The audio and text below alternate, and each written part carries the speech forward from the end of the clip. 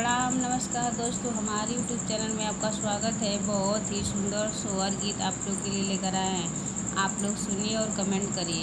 Please ज़्यादा से ज़्यादा वीडियो चलाया करिए दोस्तों। आप लोग वीडियो चलाते नहीं हैं तो प्लीज़ आप लोग से रिक्वेस्ट कर रहे हैं कि आप लोग वीडियो चलाकर देखा करिए और ज़्यादा से ज़्यादा सपोर्ट करिए चैनल को और अपना प्यार दुलार हमारे चैनल को दीजिए। राधे राधे।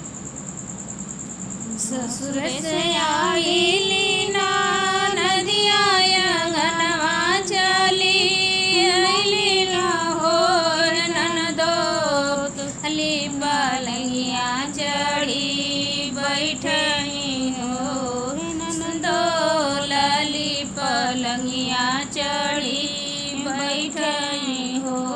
हे भाभी जो तोहर होई हन हो रिलवा कंगनवा हम लेब हो।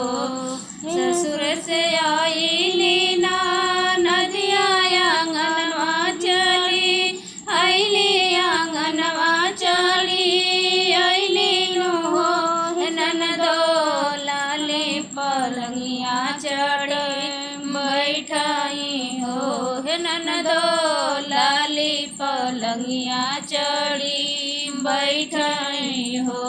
हे भाभी जो तोहरे होई हन हो रिलवा कंगनवा हम लेब हो।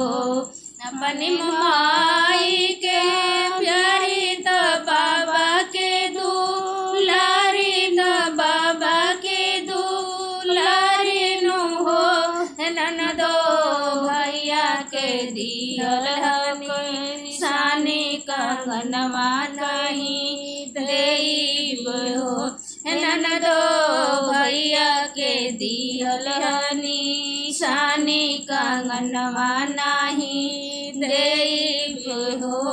ननदो लैला न पौआ के पायलवा कंगनवा नहीं देब हो।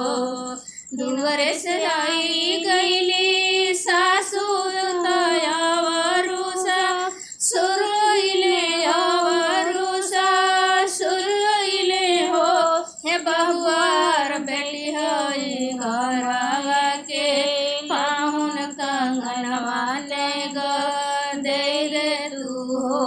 हे बहुआर बेटी हई घरवा के पाहुन कंगनवा ने दे तू हो। धनी बचन बहुआर सुन सुनाही नाही पावई हो।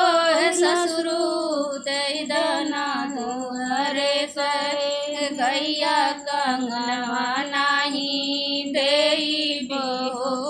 ससुरु दई दना दुआरे से गैया कंगनवा नाही देब हो।